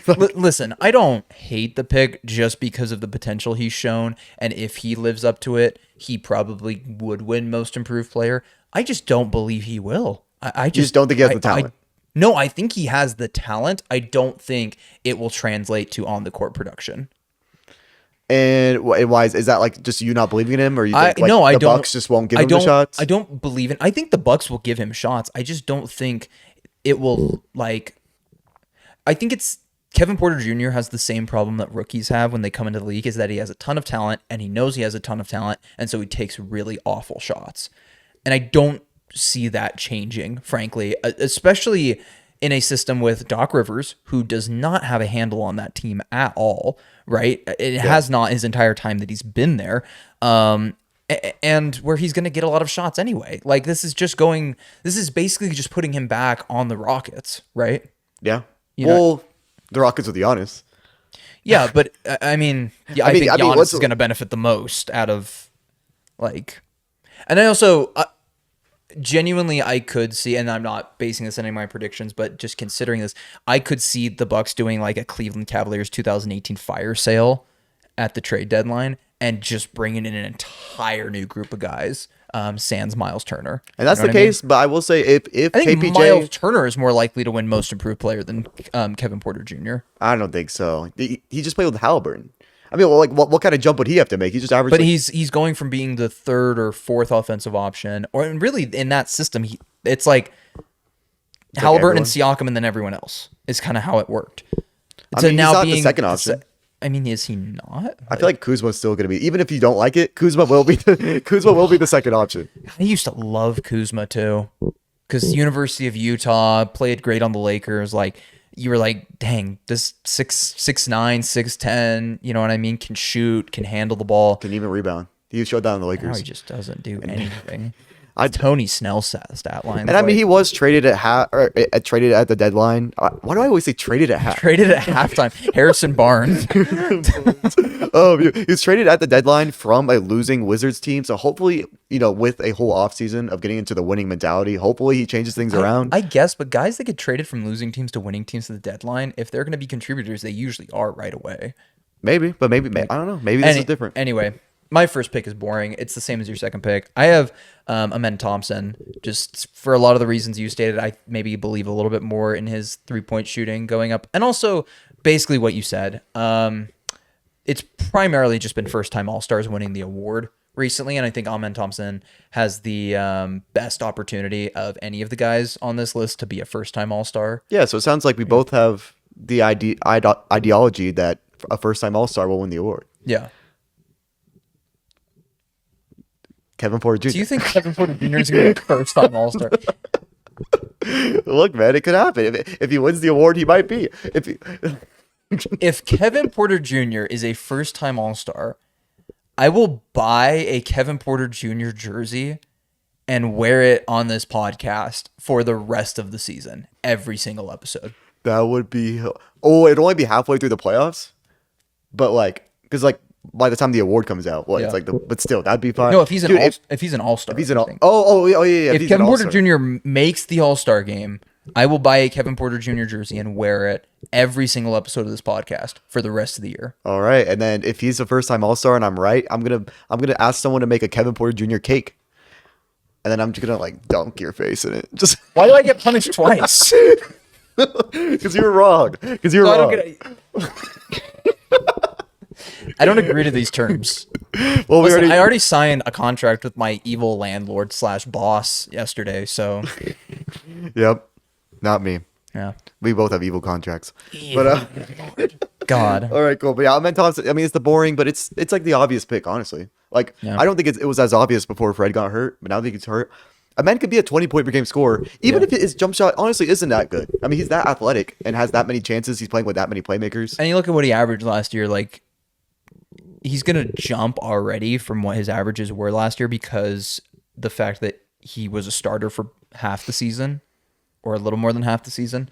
So his averages already jumped last year, and then it kind of averaged out to 14, 8, and 4, right? So his average is already going to jump to if he does exactly what he did last year, 16, 9, and 5, right? And then a steal and a half and a block and a half per game. And then it'll probably jump even more because he's going to improve. So it's a safe pick, but it's the obvious one. And with that wraps up our award predictions. We're not doing the weird ones like Coach of the Year or Clutch Player of the Year. Because Clutch Player of the Year just means you were on a team that wasn't that good and they were in a lot of close games. Yeah, that's all that it just means. had a couple of game winners. Honestly, if that award was around at the time, AJ Griffin would have won it one year. Yeah. Actually, the award probably was around at the time. Yeah. It's only 2 years ago, but he definitely was. I think Steph quit won it that basketball year. to be a priest. Good for him. Yeah. Not good for me. But moving on to our next set of predictions, I think we'll move on to our conference finals and finals predictions, and we'll go through this pretty quickly because I feel like it's honestly not too actually finals when we it might be a little different, but yeah, we're gonna be predicting who wins the Eastern Conference and Western Conference and what the conference finals will be. Starting with the East, I do have the Cavaliers beating the Knicks. Interesting. I personally have the Cavaliers beating the Magic. The Magic, and they'd have to. So they'd be. Actually, no, I did not have the Cavaliers. You didn't? No, I didn't. I don't know why. I don't know why I said that. I don't know why I said that. No, I said that. Because I went through the whole bracket earlier and I had this other team beating the Cavaliers, and the team I have beating the Cavaliers and making it to the conference finals and making it to the finals is the Detroit Pistons. You are insane. By the way, we're recording this after Jaden Ivey got hurt. So listen, Cade Cunningham is that dude. And the Pistons and the Magic are both teams that are built for playoff basketball. They're really physical. They play good defense. They can play high-paced basketball. Now the Magic just added Desmond Bane, so that makes them even better. But if Jaden Ivey can, when he comes back from injury, perform to the level that he has been billed to, that makes that a really dangerous duo. And the East is wide open. I don't believe in the Cavs personally. I'm not a believer in that team as a whole, right? I know they've got a lot of really good pieces. What do you not believe about the Cavs that you do believe about the Pistons? I believe Who's the better player? Cade Cunningham. Okay. It's not a crazy take. It's not. But Yeah. like also when it comes to playoff basketball, Donovan Mitchell Where was he kinda last year? is that guy. He had to play. Evan Mobley was hurt. Garland was hurt. For He a had couple games. They almost got swept still.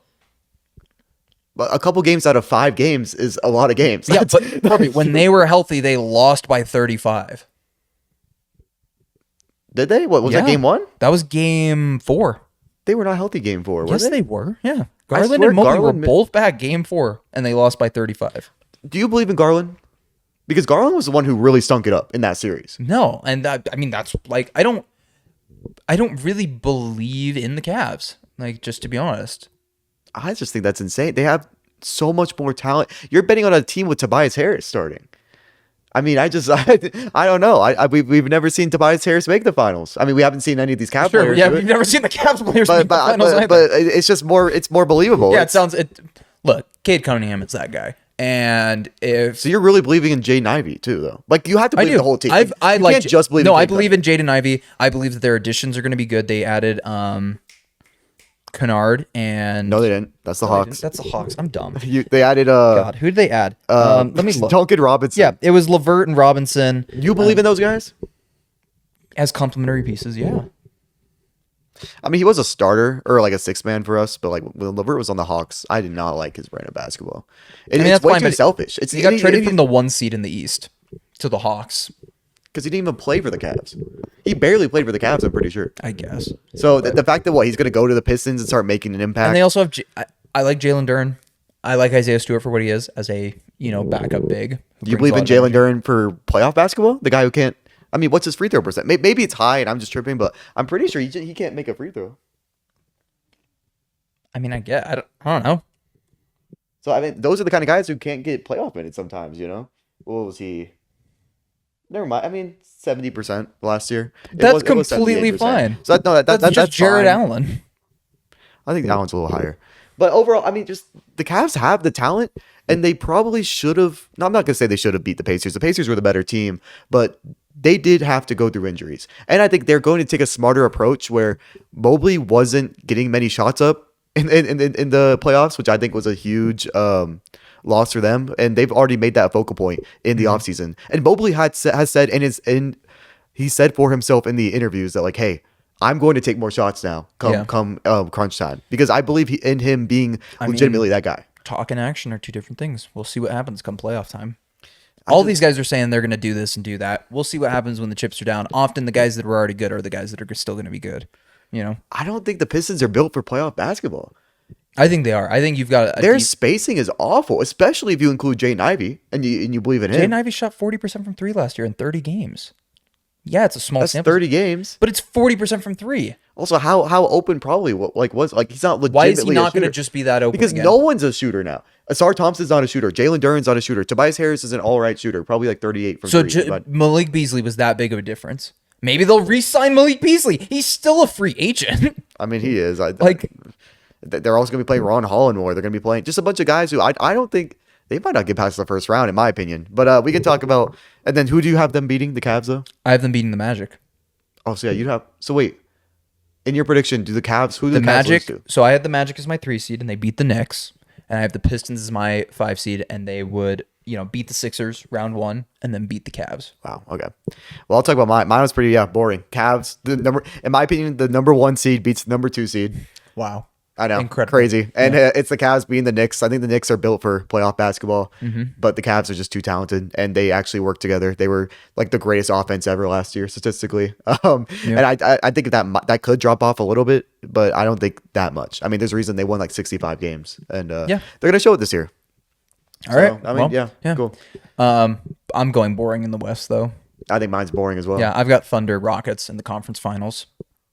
Oh, I have the Nuggets beating the Thunder in the Western Conference Wow, in the Finals. Western Conference finals. Well, I also have the Thunder losing. I have the Rockets beating the Thunder. Really? So you have either the Pistons, Rockets. Oh, that sucks. Okay, the reason I say that sucks is if it was the Pistons Rockets finals, I really wish Jalen Green stayed on the Rockets. If we got a Jalen Green versus Cade Cunningham, okay, actually, yeah. that sounds kind of bad. But in I mean, terms of, it doesn't sound great, but in terms of basketball, but no, in terms of like rivalries of like that's like the only time in NBA history I swear where like a number 1 pick and a number 2 pick in a class actually didn't like each other. yeah. How many times has that actually become a rivalry? Like Ja Morant versus Zion isn't anything. You talk No. about Ant versus Wiseman. Well, that's not, obviously that's not very good, but you know what I mean. Like legit. Like Yeah. Cade Cunningham No. and Jalen Green constantly talk drafts to each other the second that draft happened, and even before the draft when Yeah. it was being determined. But overall, okay. So you have the Rockets. I could see why Kevin Durant is still that guy. Sengun's that guy. Amen Thompson. Fred VanVleet. Hopefully, are you thinking Fred VanVleet comes back? I do by the time playoffs come around. By Yeah. time playoffs. Okay. And I just think you look at who the Thunder struggled with last year in the playoffs. Obviously, Denver. So Denver's a really good team, but Denver is also one of those teams that's like they could beat anybody, but they could also lose to anybody. I mean, they really could. You think so? I think they could. But I think their team got better. They got Cameron yeah, Johnson. they got better. They got Bruce. So Brown. did a lot of other teams. Like, I mean, the Rockets did get better, but it's still I mean, Jokic. okay, let's see who I It's have. still Jokic. So the Nuggets playing. I've got the Nuggets playing the Pelicans in the first round because I had the Pelicans at 6. I think that's a tough matchup for the Nuggets. Who guards Zion? Aaron Gordon? It'd have to be Aaron Gordon, which isn't great. It's not great. No. But who's guarding Jokic? Probably a combination of like Misi and like who else do they have? And- No, they and don't have Looney. It's Valanciunas off the bench for Denver For Denver, Looney. and Looney. Looney's guarded Jokic before and done a decent job. He's done a decent job, but Jokic is like he's only getting And the better. thing every is, like, okay, you ask who's going to guard Jokic. Nobody's going to guard Jokic. It's kind of the whole point. Nobody's going to guard Jokic. You have to figure out a way to beat the other guys, right? but they have better other guys now. I would be way more scared to leave Cam Johnson open than MPJ. Even though MPJ is like an amazing shooter, just consistently, Mm-hmm. you want to rely on someone. You want to rely on Tim Hardaway Jr. Can have games coming off the bench now. That's true. Mm-hmm. I actually personally believe in a guy like Strother. I think Strother's Yeah. going to be even better, and he was playing hurt in the playoffs. But okay, let's say they even get through the Pelicans, right? Because they're still probably favored in that series. Still probably would win. They got to run into the Rockets, who I have as my 2 seed, and I don't think they beat the Rockets. Ooh, that's offense versus defense right there. Mm-hmm. And I believe in defense in the playoffs. and that's fair. Yeah. But I do think the Nuggets would have won it all if they just didn't. Well, I mean, I can't say that because you could say that about any team. Oh, if they just they just would've didn't won it all. lose, they would've If won. they just didn't lose, if they just scored more points, if they Yeah. defended. But I can't write off Jokic. I can't write off Jamal Murray being that guy come playoff time. And I really do think the Thunder are just that good of a team. And I didn't have the Thunder winning it. But the thing is, Corby, they match up really well with the Thunder. I think they would have lost to the Timberwolves in the conference finals. I think even if they beat the Thunder, they would have lost to the Timber. They already lost to the same Timberwolves team the year earlier. But this is a better Nuggets. No, now it is. I'm saying last year. So you're saying last year, if they wouldn't have lost, they would have won. Right? Okay, That right. that Maybe. But I think even if they make it to the conference finals, I think they lose to the Timberwolves. And I think that's fair, but when it comes to this year, Jokic actually has a backup center now. Like, do you know how bad those minutes were? And I'm not saying Valanciunas is the best center ever. I think it's crazy that there were lists where Jonas Valanciunas was a top 100 player. I forget if that was the Ringer, which we'll talk about later, but there was a different.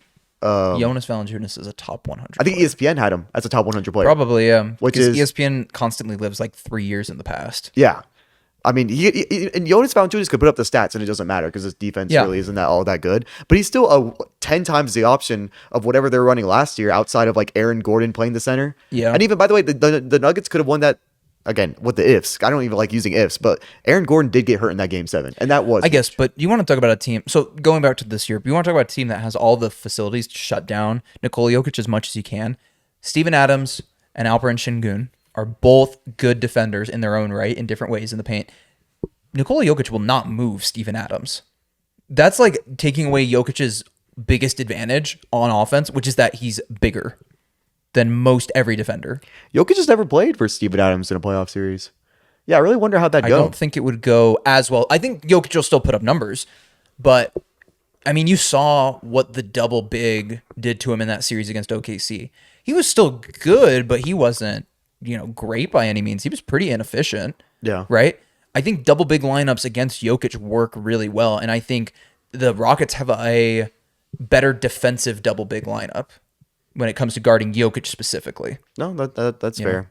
But yeah, wow. I mean, Rockets, I just kind of always wrote it, like the second Fred VanVleet got hurt, I kind of wrote them off because I don't think he's going to come back in time. I really do think that even if they're in the playoffs, like, I mean, ACL, it was ACL, right? Like that injury is serious. But I mean, thinking about it, they could potentially, if Kevin Durant stays healthy, have 3 All-Stars. They could. Between Kevin Durant. I don't know how much I believe in Amen Thompson come playoff time already. I mean, he's only in year 3. He's like, what, 23, 22 years old or something like that? He was a little older. I don't know. I think a full year under his belt, I think he'll be pretty good come playoff time. I mean, I'll root for it. And he's also a shutdown defender. Yeah.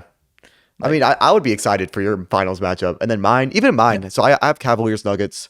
That'd be fun. You have Rockets Pistons. That would be fun. As much as very different finals matchups. Yeah, yours is like all offense and mine is all defense. I just can't wait to watch Amen and Asar fight each other every single game of the finals. Yeah. Yeah. You do have the twins. I do. That was so intentional. There's no way you believe in this. I just wanted to have it. Hey, man. I can believe in what I believe in. Okay? That's fair. I can't tell you what to believe in. No, your finals is fun too. And as much as I don't believe in the Cavs, they are a fun team to watch. And I have them as the number 1 seed. And I think it'd be fun. I mean, let's be real here. These are our best guesses. Both of these have yours has probably a 5% chance of happening. Mine probably has a 0.3% chance of happening. Yeah. But at the end of the day, these are not the most likely picks. Most likely, Thunder will probably win it all again. Most likely, it's probably going to be Thunder, and it's honestly probably going to be Thunder Knicks or Thunder Cavs is the most likely. But right? I didn't talk about it. The reason I don't believe in the Thunder is I think they had a lot of flaws in their playoff team that... Yes, they won it all, but they should have still tried to improve the roster, and they didn't at all. And I think that's going to come back to bite them. I still think they don't have enough shooting. Right. I mean, you look at what the Warriors did after they won in 2015. Yes, they did not win the finals in 2016, but they did add pieces to their roster that were extremely valuable come playoff time, especially. Yeah. There's a reason why they went 73-9. There's a reason why they did really well in the playoffs up until they ran into OKC and then had to come back from down 3-1. Look, good teams overcome adversity, and the Thunder did, and I give them all the credit in the world for that. But when you are that good, you shouldn't necessarily get pushed to 7 twice. I don't think. No. Yeah, they're playing a dangerous game. And the Pacers, I mean, we're playing the best basketball they've played all year, but there is a definite talent discrepancy there, which honestly brings coaching into question a little bit, but I'm not going to question Mark Daigneault as a coach, guy who just won Coach of the Year and then won the finals. Yeah. So it's I can't and won 68 games and then 60 games but the season before. He did get out coached in that finals by Rick Carlisle. I think so. And yeah, we say it time and time again. If Tyrese Halliburton stays healthy in Game 7, who knows what happens? We might be telling an entirely different story. But it's an if. Who's your champion? My champion is the Houston Rockets. Okay, I was about to say, if you go Pistons, then you're dragging it. Look, we've seen the Pistons do it before, but I mean, they did it with no superstar. We're kind of due for a Pistons run to the finals. I guess 22 years. It's been 21. It'll be 22 years. 22. And before that, it was 15 years. No, maybe it happens if Cade gets hurt. Maybe we're due. If Cade gets hurt, then they have no stars, and then maybe it'll be a bunch of role players. Yeah, that get him the championship. Yeah, dude. But anyway, yeah, I really believe in the Rockets. I think they were a great team last year. I think they, if they get a little bit, if Kevin Durant is on that Rockets team, they beat the Warriors last year. If you substitute Kevin Durant for Jalen Green, they easily win that series against the Warriors because they already pushed them to 7 with Fred VanVleet being the only consistent source of efficient offense. Even Sengun struggled because he was often asked to be the go-to guy, which is not his role. They also got Dorian Finney-Smith, but they have if someone gets hurt, they have Clint Capella as a third string. And dude, that center rotation for the centers in the West, I don't want to play the Rockets. No. If I'm a center in the West. But no, even what was I going to say?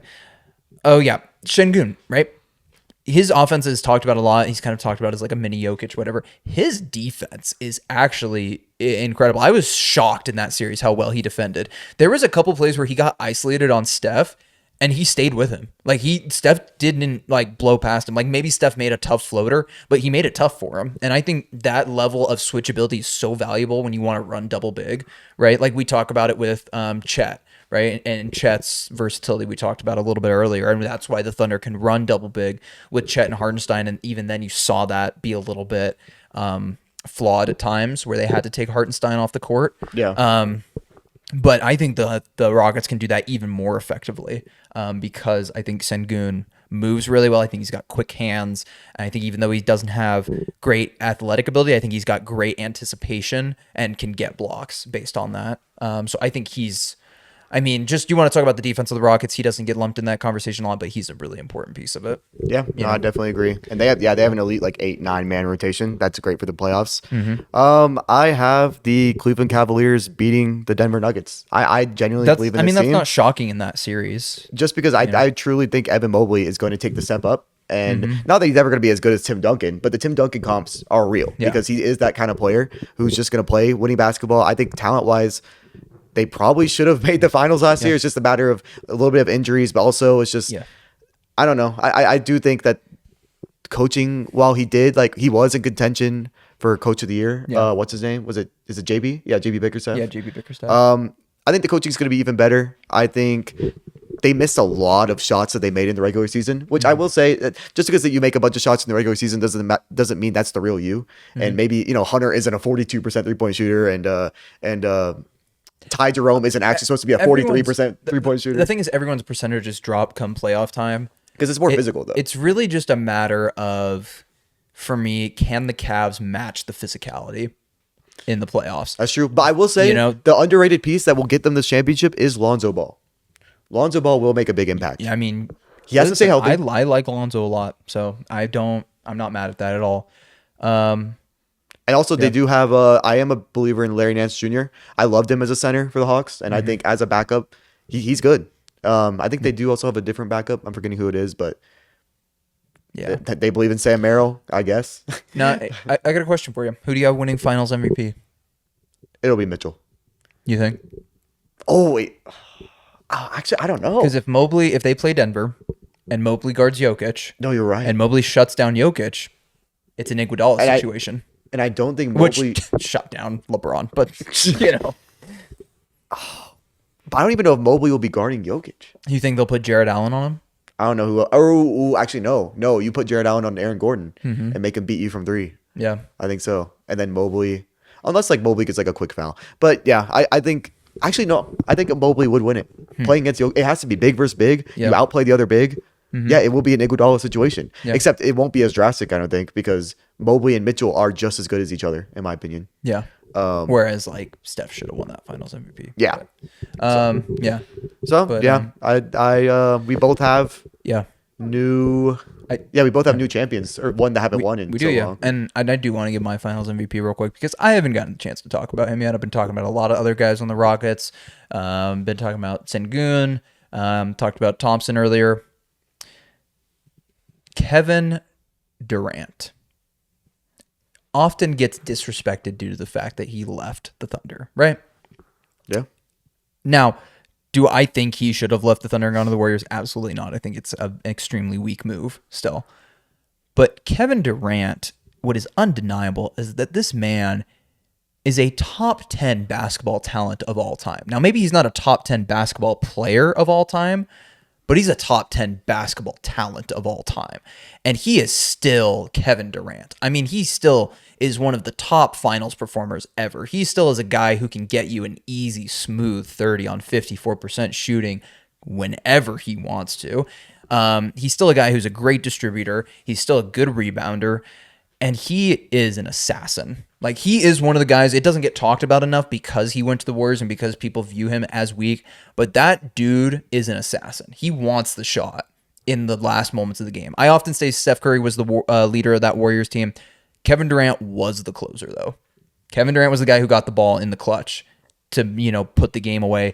And that dude's obsessed with basketball. That dude lives and breathes basketball, and I think you give him a good team, you give him an opportunity to win the finals, he will not waste it. No, I think if the Rockets make the finals, they'll probably win it. Yeah. When Kevin was the Durant- last time Kevin Durant underperformed in the playoffs? The only thing you can argue is 22 when the Nets got swept. When the Nets got swept. You could say that. I think that's the only year, honestly, like really ever. But yeah. He didn't play the best in 16 against the Warriors, but No. Are you going to say But- he underperformed? Like, But obviously 17 on the Warriors, played great finals MVP. 18 on the Warriors, played great finals MVP. 19 on the Warriors with an injury, and that eventually caused him to tear his Achilles. He still was like the best player on that team at times. Yeah. 21 with the Nets. We know what he did. Are you kidding me? 48-point triple-double with like 15 rebounds and 10 assists or whatever it was. And then Insane. also like 3 blocks and 2 steals. That was, like, are, honestly- are you kidding me? And, that series versus the Bucks was the best KD series I ever watched. yeah. I And, really think so. and even 24 with the Suns. Oh yeah, He was not bad at He's all. averaging like 34. Yeah. like one of the series. Ant was just better. Yeah, And that team was just better. The Timberwolves were just better. But, I mean, Kevin Durant is Kevin Durant. And we talked about Oh, you this said before. versus the Wolves. Oh, I was thinking Yeah. when he was on the Suns with him and Booker, or the season. I think that was the season before that. Do you No, remember that? that was- when they were. That was he's only been on the Suns for 2 seasons, I think. Yeah. Oh no, versus Nuggets. Oh that Did they you play the remember- Nuggets? yeah. Maybe I don't They remember lost to that. the Nuggets. God, The he Suns was he was on the Suns for 2.5 years then? What was the other one? Because there was They lost to Wolves? the Timberwolves, Yeah. and then this last year they didn't make the playoffs. Oh right. Yeah. So he's 2.5 seasons with the Suns. Damn, I didn't realize he'd been there that long. But yeah, we talked about this earlier. We talked about Steph's longevity, not earlier, but before. Steph's longevity, LeBron's longevity. Kevin Durant's right up there with them. I mean, he's still a top 10 player in the NBA at 36, 37 years old. I mean, how many players can you say at 23 years old was the best team on a finals team, and then in this scenario, 37 years old, best team on best Yeah. player on a finals team, Which like, is not outrageous to say that he would be. 14 seasons apart. Yeah, Crazy. I mean, genuinely, we are in the golden age of basketball in a lot of ways. So appreciate it while you can. Yeah. And even if you're a Kevin Durant hater, appreciate it while you can. Because that man, one of the best to ever. Because you were talking about before, I forget exactly what you said. We were talking about Ace Bailey, and you're like, there's not that many stars that can just make just strictly tough shots, and they can't create too much for themselves. Yeah. KD can create for himself, but he is one of those guys where he'll just shoot over shoot you. over you. Like it's that Like- easy. He makes basketball that easy. It's stupid how easy it looks for him at times. Like, Him and Wemby are the reasons sometimes 2K is unplayable with the shooting over. Like it's literally them two and no one else. Yeah. Like maybe a Cat, but even Cat doesn't really like. and does he shoot Wemby, over? that's the thing. Wemby is like, Kevin Durant, yes, is shorter, but he's just so much more efficient than Wemby. yeah, So, yeah, that's our predictions. very very different. Very. I yeah, like how different that was. I do. do. I think we agree too much. I think know? so. So cool. Yeah. And then last thing we're gonna talk about, and we might have to make it quick. My laptop's gonna die. Yep, we'll make it quick. Our likes and dislikes from Ringer's top 100 players. Obviously, there's going to be things you disagree with, things you agree with. It is a subjective list made by people, and often we have our own opinions as individuals that don't go along with the collective. So, honestly, curious to see what you guys have to say about this. We're going to give our opinions, and if you guys want to kind of drop what you think about it in the comments, we would really appreciate that. Just tell us if you think the rankings that we disagree with are accurate, if you think the ones we agree with are inaccurate. That'd be great. We want to hear your opinion. But just starting off, I'm going to go with my first like. My first like is Alperen Şengün at 22. Now, I think a lot of people might feel like this is a little too high for him. I don't really know what the opinion of his is based on like the Euroball play, which I don't take into account when I'm thinking about this. But just in what I saw in that playoff series from him, he was the Rockets' best player, and he was really good. And I do think he's a top 25 player in the NBA. I also actually had that. Yeah. Pick I really liked. Sengun at 22. Good defender, good rebounder, amazing playmaker for a center. And he he didn't do the best, but he still did a good job of being that number one scoring option in the playoffs when Jalen Green wouldn't step up and Fred wasn't. Fred was good, but he wasn't taking that many shots as he normally does. And it was all Sengun, and he was able to average 22, and his impact isn't made from scoring. So the fact that he was that good, I think easily he's a top 22 guy. He's going to be an all-star next year, and I agree. Yeah. Let's go ahead with my first thing that I dislike. I don't like Jokic at 1. That's what I dislike. I just think the fact that Shea just won MVP, he averaged 31 points per game, and he just won the Finals MVP. You just have to give him number 1. Like, that's just giving a player his flowers. And I just don't think the gap of individual talent is that high where you can you cannot give Shea that respect.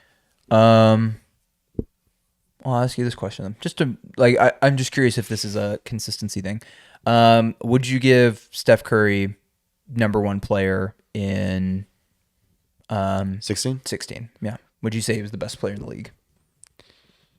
I mean, it's tough for that individual year. Yeah. I wonder, is this talking about individual year or is it just talking about in general? Because this is talking about like going into this season. So this is kind of, I feel like this is partially a prediction for this Steph's season was so incredible. You kind of had to give him number 1. Okay. I mean, even with LeBron, coming that back down 3-1. I mean, it wasn't in the finals, but Steph did the same thing in the conference finals, and then played amazing. And then Shea won the finals. So yeah. If LeBron won both MVP and Finals MVP, then give it to LeBron. Yeah, but the thing is, LeBron was already the best player in the league going into that season. So to me, Jokic was the definitive best player in the league going into this past season.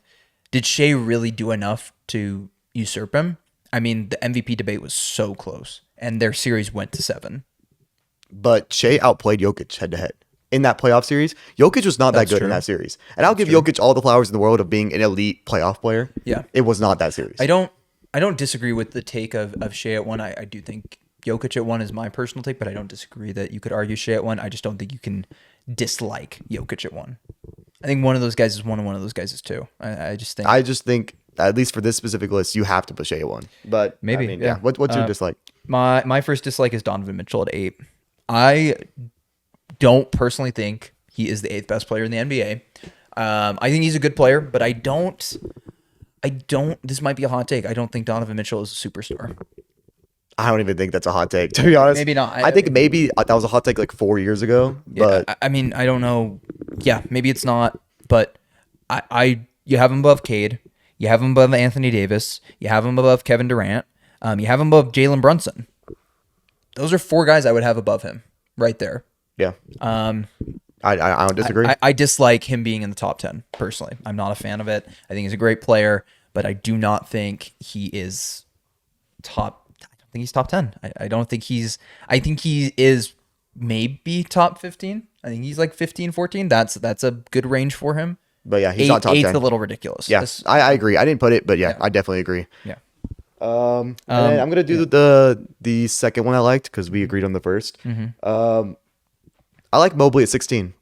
I think that can be seen as very high, but I think that's just giving a man who just won Defensive Player of the Year and had an efficient 17 point per game, 18 point per game season. That's just giving him his flowers. And I think not only that, but projection wise, he will be in that range, if not a slightly little bit higher, maybe next season. Yeah, fair. I think it's a little high for him, but also he did just win Defensive Player of the Year, and is he a good offensive option versus a guy like Gobert who always has been seen as not a good offensive option? But when was Gobert ever top 20?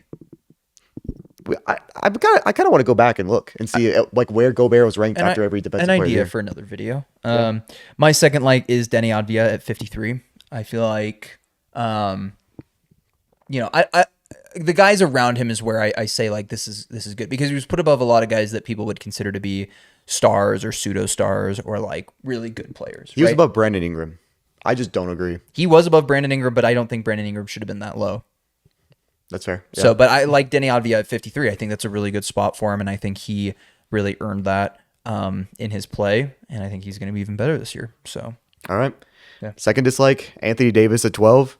I just think personally, and I'm a guy who I'll give KD all the praise in the world. I'll give guys like Steph all the praise in the world.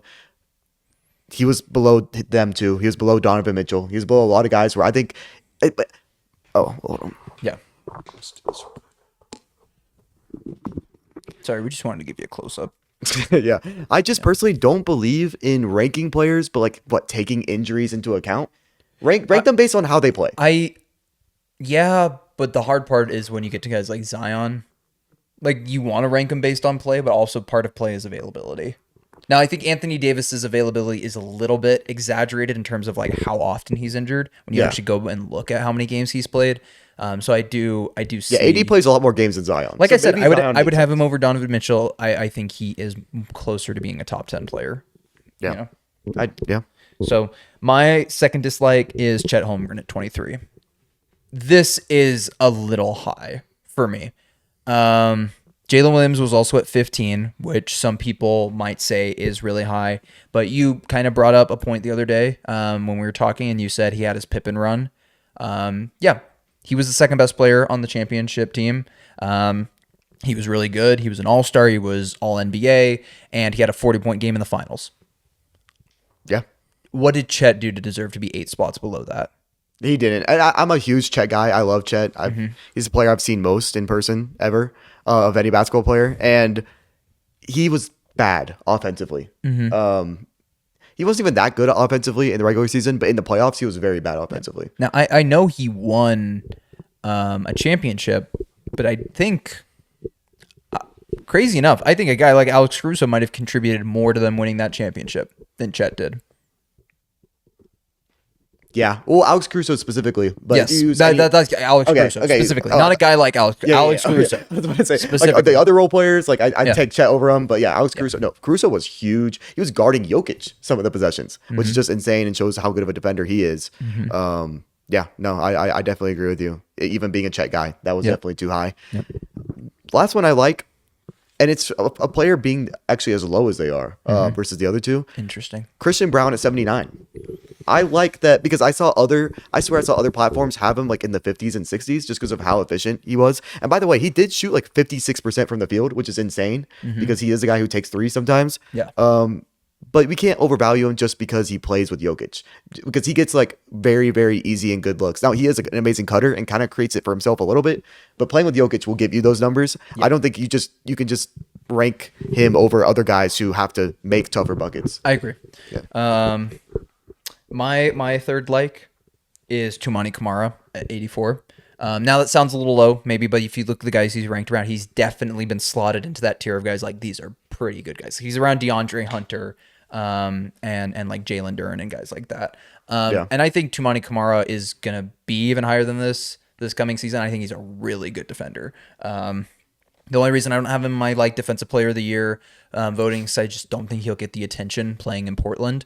But he's a really good defender. I think if he adds something to his offensive game, he is going to be a really good piece for the Trailblazers moving forward. Like, I really like Tumani Kamara. Yeah, I like that.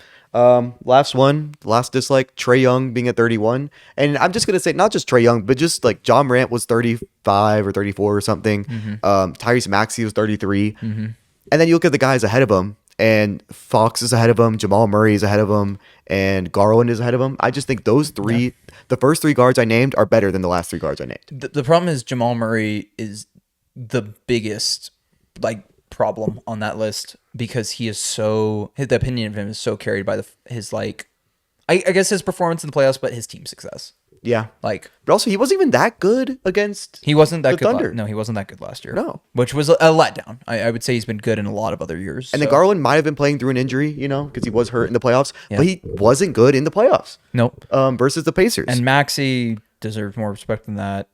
yeah. And And Ja had a down year, I guess, but I don't know. And yeah, I would agree with that. I think Trae at 31 is a little low.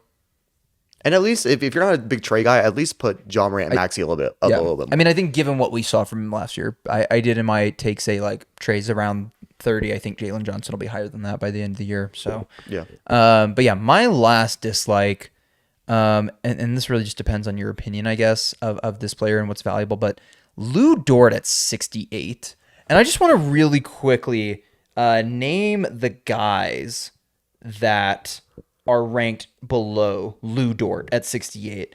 So if I can pull up the list real quick, but I mean, Lou Dort's an elite defender.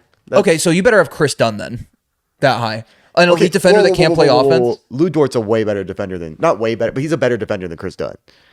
I mean, I'm sorry, dude. 68? Are you kidding me? For Lou Dort? was Caruso ahead of or below? He was ahead of him. So I agree with that. Yeah. But yeah, let's take a look real quick. And do it really quickly because Yeah, it's at 2%. We'll do it really quickly. Lou Dort, 68. Kobe White, 69. Drew Holiday, 70. Paul George, 71. Why is Paul George that high? Zach LaVine, 72. DeMar DeRozan, 73. Naz Reid, 74. So you're telling me Lou Dort is better than Naz Reid, DeMar DeRozan, Zach LaVine, Drew Holiday, Kobe White? I don't think You're telling Naz me, Reid is you're telling crazy. me Lou Dort is better than Peyton Pritchard. You're telling me Lou Dort is better than Josh Hart. You're telling me Lou Dort is better than, DeAndre Hunter. This is ridiculously high. It is championship bias. Yeah. This is ridiculously high. Like, this is, I wouldn't, top 100, sure, he can be top 100 just because he won a championship and was a contributor, but almost like everybody below him, I would All right, cool. rate. My laptop's at 1%. Yeah. If you guys enjoyed the podcast, like, subscribe, comment. And yeah, we cannot lose this footage. So goodbye. Thank you for watching. Love y'all. Peace. Yeah.